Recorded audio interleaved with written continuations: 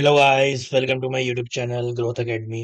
आज हम लेक्चर 4 शुरू करने वाले हैं क्लास 11 की अकाउंटेंसी का चैप्टर 1 इंट्रोडक्शन टू अकाउंटिंग के बारे में, जिसके अंदर हम लिमिटेशंस के बारे में करने वाले हैं आज। एज वेल एज हम बुक कीपिंग और अकाउंटिंग के बीच में डिफरेंस सीखेंगे, जो पेपर के पॉइंट ऑफ व्यू से बहुत इंपॉर्टेंट है। एंड लास्ट चीज, यूजर्स ऑफ अकाउंटिंग इंफॉर्मेशन, कि कौन कौन से ऐसे लोग हैं या कौन कौन से ऐसे ग्रुप्स हैं या ऑर्गेनाइजेशंस हैं जो इन इंफॉर्मेशन को यूज करती है। तो पहली जो है अकाउंटिंग, पहला जो टॉपिक है हमारा, let's start the video. First topic जो है हमारा, लिमिटेशंस ऑफ अकाउंटिंग। कि अकाउंटिंग की कमियां क्या है, अकाउंटिंग में लूप फॉल्स क्या है या कमियां क्या है, अकाउंटिंग में प्रॉब्लम्स क्या है। तो पहली प्रॉब्लम है, accounting is not a exact, fully exact. जो अकाउंटिंग होती है वो एग्जैक्ट नहीं होती। क्या नहीं होती वो? एग्जैक्ट नहीं होती। क्या नहीं होती? एग्जैक्ट। इसका मतलब क्या है? कुछ ऐसी इंफॉर्मेशंस होती हैं जो अजम्पशंस के बेस पर होती है। कुछ ऐसी इंफॉर्मेशन होती है जो रियलिस्टिक नहीं होती, जो एविडेंस के बेस पर नहीं होती। दैट्स व्हाई हम बोलते हैं कि कुछ चीजें जो होती है एग्जैक्टली सही नहीं होती है। यानी कि अकाउंटिंग अकाउंटिंग ब्रश टिक कर ले रहा हूँ इसलिए। In accounting, some informations based on assumptions, such as some information in accounting, some informations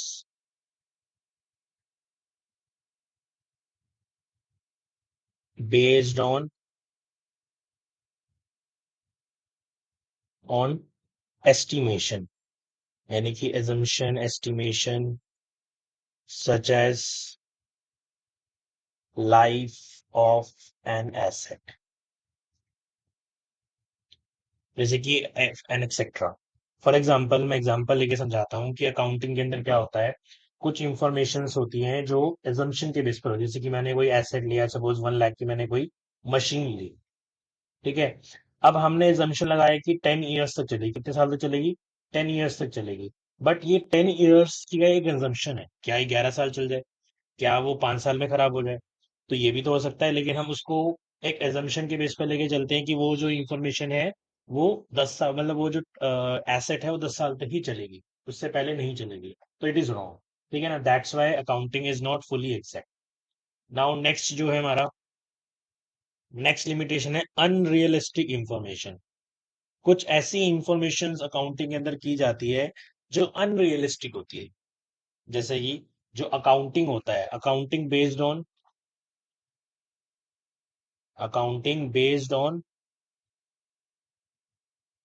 going concern concept. ये गोइंग कंसर्न कंसेप्ट क्या कहता है कि बिजनेस जो किया जाता है, बिजनेस हमेशा इस मोटिव से किया जाता है कि फ्यूचर में प्रॉफिट होगा और ये लंबे समय तक चलेगी और अनकॉन्टिन्यूस चलेगी, बिना किसी रुकावट के चलेगी। इस एजम्पशंस को लेके चलते हैं। बट ये एजम्पशन, ये कंसेप्ट अनरियलिस्टिक है। कैसी है ये एजम्पशन? अनरियलिस्टिक है, रियल नहीं। फ्यूचर किसी ने नहीं देखा, फ्यूचर इज अनसर्टेन। तो इस बेस पर काम करना, गोइंग कंसर्न कंसेप्ट के बेस पर काम करना इज अनरियलिस्टिक कंप्लीटली। ठीक है ना? दैट्स वाई इसका मतलब क्या है, इसको लिख देता हूं। It means it means information record on the basis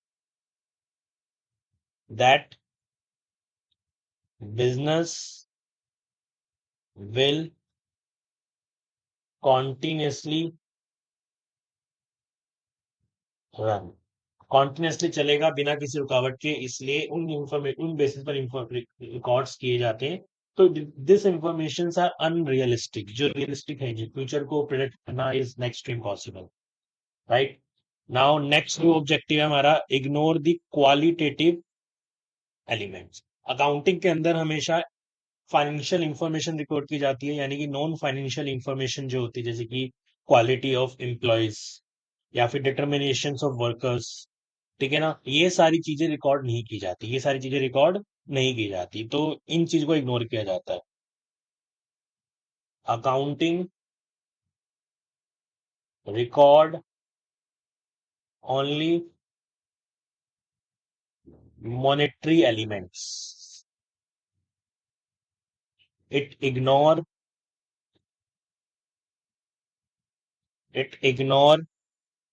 skills of management, employees, etcetera. इन सब की स्किल्स, इनकी क्वालिटी, इनका डिटर्मिनेशन इग्नोर कर दिया जाता है अकाउंटिंग के अंदर। That's why accounting ignore qualitative elements, right. Now next limitation है ignore affect of price level changes. आपको पता होगा जो प्राइस होता है चीजों का वो चेंज होता रहता है, बदलता रहता है। और अकाउंटिंग जो होता है वो स्टेबल प्राइस पर किया जाता है। मतलब अकाउंटिंग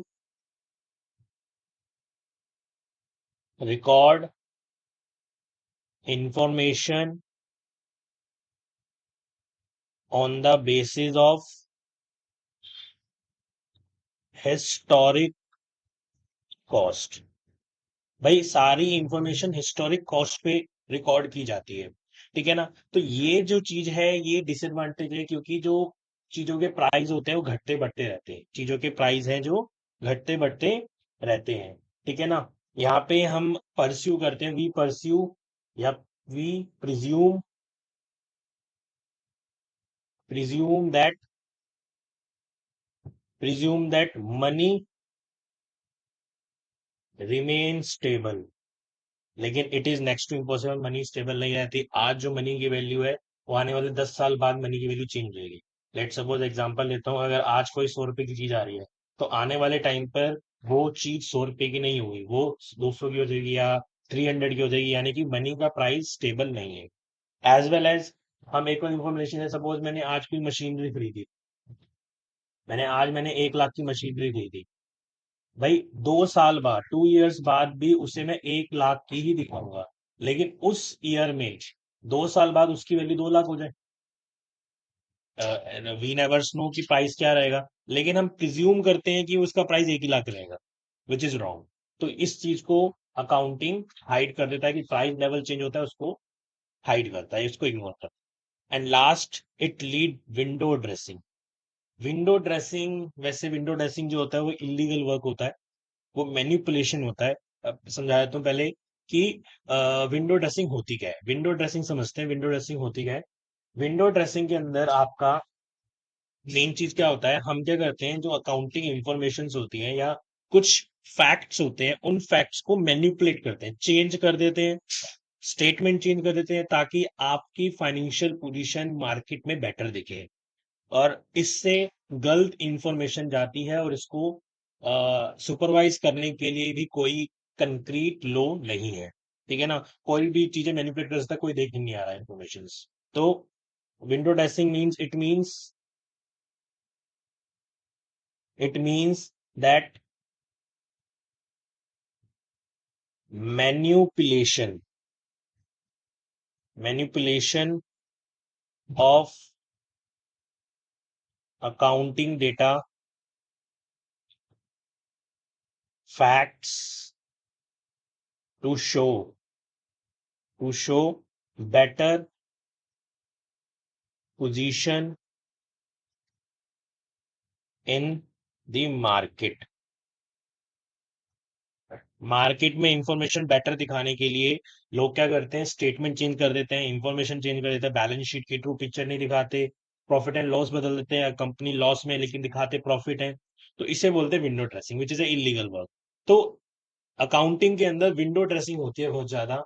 और हम उन इंफॉर्मेशन पर रिलाई करते हैं कि कोई, सपोज अगर मुझे किसी कंपनी में इन्वेस्ट करना है, सपोज मुझे रिलायंस में इन्वेस्ट करना है, लेट सपोज, अगर वहां पे जो इंफॉर्मेशन मुझे, डेटा जो रिफ्लेक्ट हो रहा है मेरी स्क्रीन पर, अब मुझे तो नहीं पता ना वो इंफॉर्मेशन ट्रू है या फॉल्स है, बट मुझे दिखाई दे रहा है, तो मैं उस बेस पर डिसीजन लूंगा। तो it is a window dressing which is done through accounting के थ्रू किया जाता है।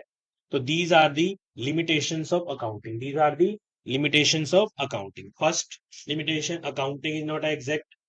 Second, unrealistic information, ignore the qualitative elements. Ignore the effect of price level changes and lead to the window dressing. और क्या करता है, window dressing lead करता है, राइट।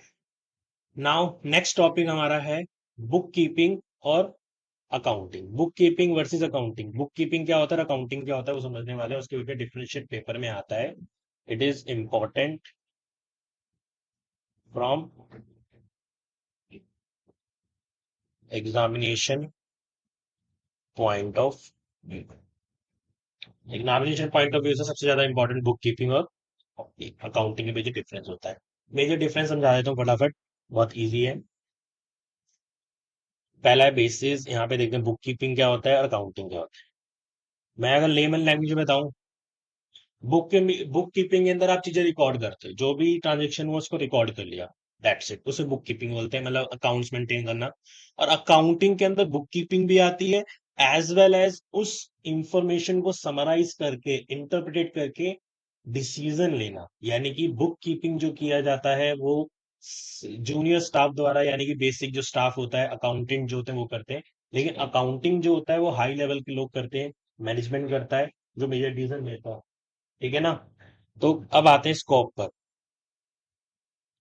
स्कोप क्या है, it is concern with identifying financial transaction. Transaction को identify करना है, इसका मेन कंसर्न है कि कौन सी ट्रांजेक्शन फाइनेंशियल है, कौन सी नॉन फाइनेंशियल है। चाहे इवेंट्स हो, उसको मेजर करना in in terms of rupee, and उसको रिकॉर्ड करना इन डिफरेंट लेजर्स, ठीक है ना। और क्लासिफाई कर देना, लेजर्स के अंदर डिफरेंट हेड्स में उसको क्लासिफाई करना, और जर्नल्स रिकॉर्ड करना, ये होता है बुक कीपिंग का। बेसिकली रिकॉर्ड इंफॉर्मेशन है, इसको रिकॉर्ड कर लिया, दैट्स इट। लेकिन अकाउंटिंग के अंदर क्या होता है, बुक कीपिंग तो होती है। अकाउंटिंग के अंदर फिर जो इंफॉर्मेशन है उसको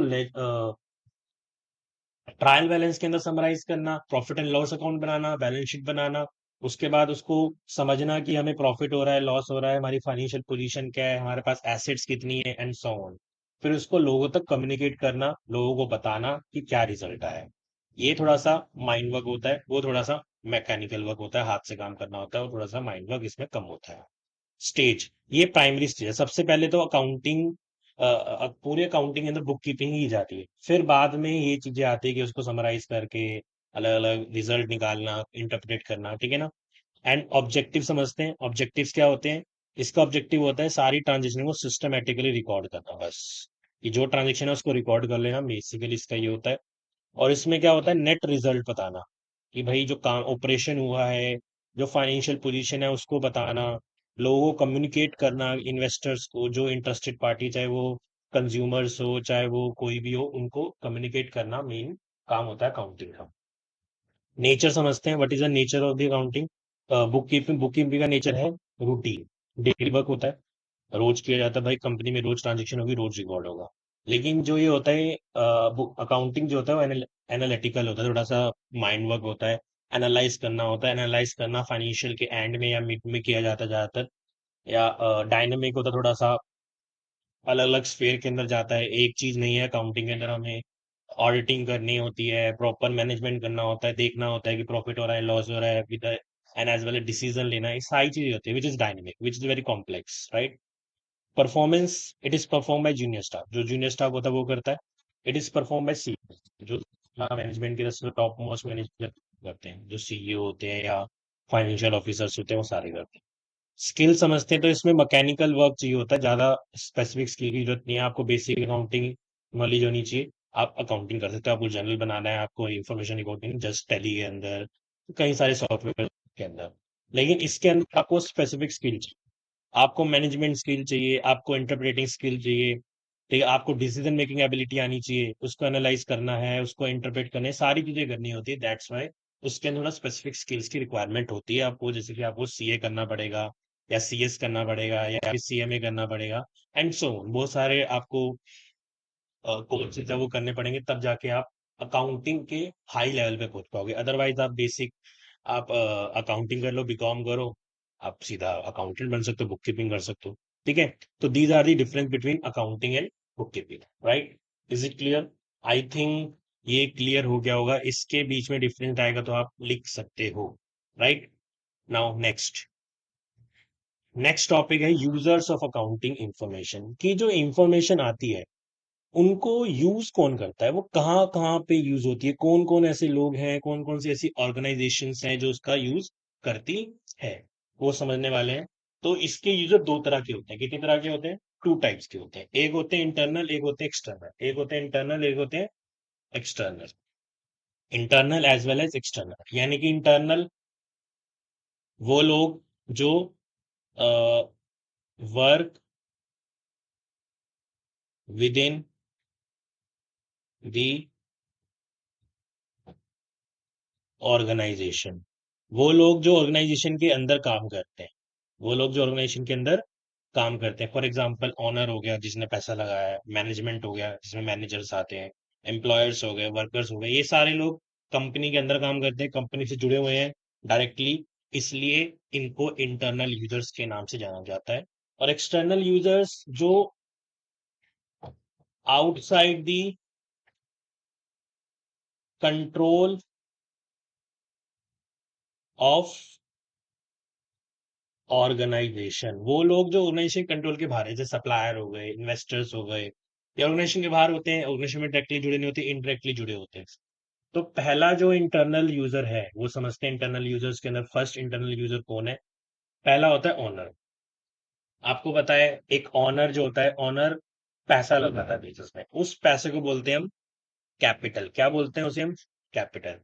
और आपने, आई थिंक मैं इतना समझ सकता हूँ कि आप इतना अवेयर हो कि आज के टाइम पर मार्केट में इन्वेस्टमेंट की जाती है। आप स्टॉक मार्केट में इन्वेस्टमेंट कर रहे हो, शेयर खरीद रहे हो, या फिर आप म्यूचुअल फंड खरीद रहे हो। तो म्यूचुअल फंड खरीद रहे हो, वो ओनर्स होते हैं। कौन होते हैं? ओनर होते हैं। तो जो ओनर होते हैं उसका पैसा लगा होता है, यानी कि उसका रिस्क भी ज्यादा होगा। तो क्या वो अकाउंटिंग इंफॉर्मेशन में ज्यादा इंटरेस्ट नहीं दिखाएगा? क्योंकि उसको पता होना चाहिए ना प्रॉफिट हो रहा है, लॉस हो रहा है, क्या मेरा पैसा सेफ है नहीं है। ठीक है। बिकॉज यहाँ पे लिख लेते हैं owner, owner contribute,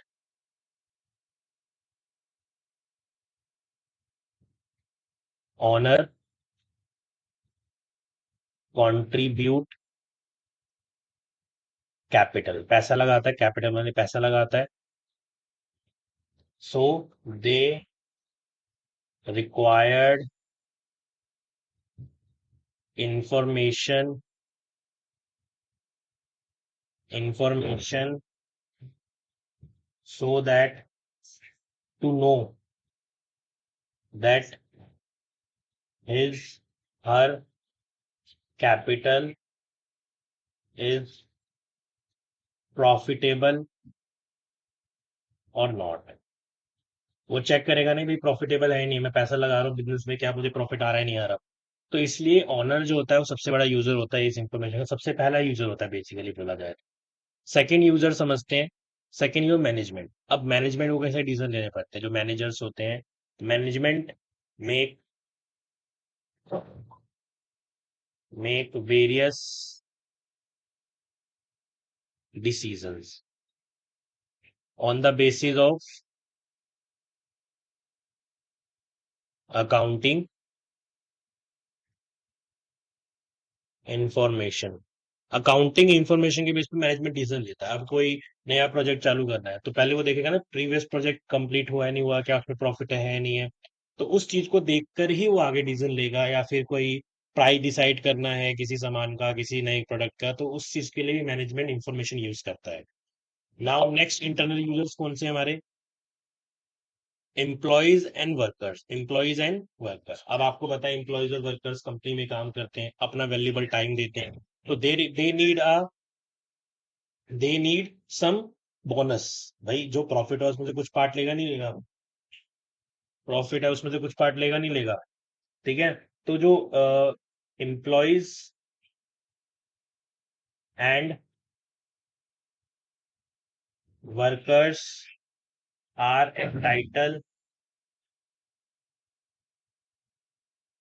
entitle to bonus at the year end. ठीक है। और वो ईयर एंड पे बोनस किस बेस से मिलता है? प्रॉफिट के बेस से मिलता है। किस बेस पर मिलता है? प्रॉफिट के बेस से। विच लिंक्ड विद प्रॉफिट्स। और profit is a part of accounting. तो इन तीनों, ये तीनों जो हैं इंटरनल यूजर्स होते हैं, उनको अकाउंटिंग इंफॉर्मेशन चाहिए होती है टू मेक वेरियस डिसीजंस, जो मैंने आपको एक्सप्लेन करे। आई थिंक आपको ये क्लियर होगा। अब आते हैं एक्सटर्नल यूजर्स पर। इन पर एक्सटर्नल यूजर इंपॉर्टेंट है। जो बिजनेस के बाहर के लोग हैं, उनको भी इंफॉर्मेशन की रिक्वायरमेंट होती है, जैसे बैंक एंड फाइनेंशियल इंस्टीट्यूट्स।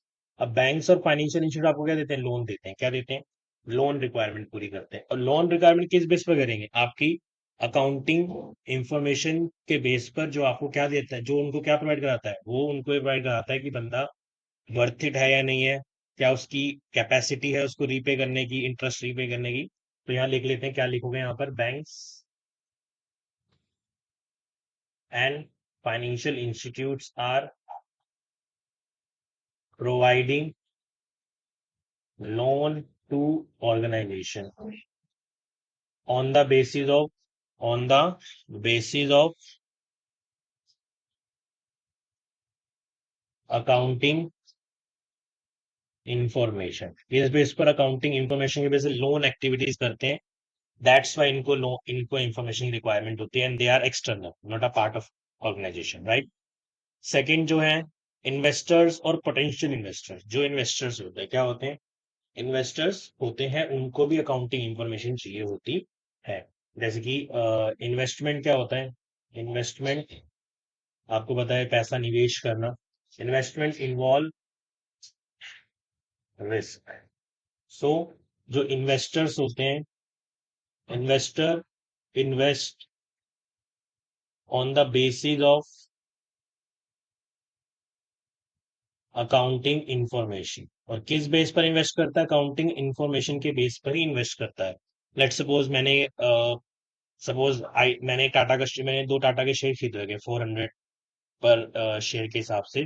तो मैंने किस बेस पर लिया? मैंने उसकी अकाउंटिंग इंफॉर्मेशन के बेस पर लिया, कि उसकी जो इंफॉर्मेशन है, उसका प्रॉफिट हो रहा है, लॉस हो रहा है, प्रॉफिट, शेयर बढ़ेगा नहीं बढ़ेगा, इन बेसिस पर मैंने वो शेयर खरीदा। तो मेरे को भी उसकी अकाउंटिंग इंफॉर्मेशन चाहिए ही चाहिए। विदाउट इंफॉर्मेशन मैं इन्वेस्ट नहीं करूंगा, राइट। अब आते हैं क्रेडिटर्स पर। किस पर? क्रेडिटर्स। क्रेडिटर आपको पता है, वो लोग होते हैं जो हमें, जो ऑर्गेनाइजेशन को उधार पर गुड्स एंड सर्विस देते हैं। लेट सपोज एक राम बंदा है, सपोज राम है, राम से मैंने सामान खरीदा, राम से मैंने सामान खरीदा, ठीक है, 1 लाख का, मुझे 1 लाख देना है उसको। तो राम मेरे लिए क्या हो जाएगा? एक क्रेडिटर हो जाएगा। क्या हो जाएगा? एक तरह का क्रेडिटर आर दोज, लिख देता हूं मैं यहाँ पर, creditor are those party who supply goods and services at credit. इस पर, उधार पर देने वाले इंसान। अब सपोज मैं किसी को उधार दे रहा हूँ, वो किस बेस पर दूंगा? कि इस बेस पे दूंगा ना कि बंदा रीपे कर देगा, उसकी क्रेडिबिलिटी है या नहीं है, क्या वो मेरे को धोखा तो नहीं देगा, क्या मेरा पैसा डूब तो नहीं जाएगा। अब मैं किसी को उधार दूंगा तो इन्हीं बेस पे दूंगा, मैं उसकी अकाउंटिंग इंफॉर्मेशन चेक करूंगा कि हाँ बंदा ट्रुथफुल है या नहीं है, क्रेडिट वर्थ है या नहीं है। वो सब चेक करके ही मैं एक बंदे को क्रेडिट दूंगा, राइट। नेक्स्ट होता है गवर्नमेंट। गवर्नमेंट्स, जो गवर्नमेंट उसकी अथॉरिटी होती है, उसको भी इंफॉर्मेशन चाहिए होती है। Government use government use financial information, यानी कि जो फाइनेंशियल इंफॉर्मेशन है, financial information to compel national income. देश की इनकम को दिखाने के लिए भाई वो इन सभी इंफॉर्मेशन का यूज करता है, ठीक है ना। एंड पॉलिसी डिसीजन लेने हो, कोई बड़े डिसीजन लेने हो इकोनॉमी के, वो सारे इन्हीं फाइनेंशियल इंफॉर्मेशन के बेस पर ही लेती है गवर्नमेंट। तो government is also a user of accounting information. Now last is public. जो हमारी पब्लिक होती है, जनता होती है, जनता भी फाइनेंशियल इंफॉर्मेशन यूज करती है। फॉर एग्जांपल, भाई एम्प्लॉयमेंट ऑफ पीपल देखना हो, एम्प्लॉयमेंट ऑफ पीपल इंफॉर्मेशन हो गई, ये वाली इंफॉर्मेशन अकाउंटिंग के बेस पर ही पता चलती है, कि कितने लोग काम कर रहे हैं, कितने लोगों को कौन सा काम मिल रहा है, ठीक है ना। प्राइस ऑफ गुड्स, गुड्स के प्राइस, गुड्स एंड सर्विसेज के प्राइस, ये भी पब्लिक को पता होने चाहिए कि भाई किस चीज पे भेजे, वो अकाउंटिंग इंफॉर्मेशन के बेस पे भेजता है एक्सेट्रा। तो public is also a bigger user, public act as a investor, public act as a creditor, public invest as a government, तो कुछ भी हो सकता है पब्लिक के अंदर, राइट। तो ये सारी चीजें, ये सारे लोग जो होते हैं ये यूजर होते हैं अकाउंटिंग इंफॉर्मेशन के। इंटरनल के अंदर ओनर, मैनेजमेंट, एम्प्लॉयज, और एक्सटर्नल के अंदर banks, investors, creditor, government and public, right. I think आपको ये लेक्चर कंप्लीट हो गया होगा और हमारा ये chapter account introduction to accounting complete हो चुका है इस लेक्चर के साथ।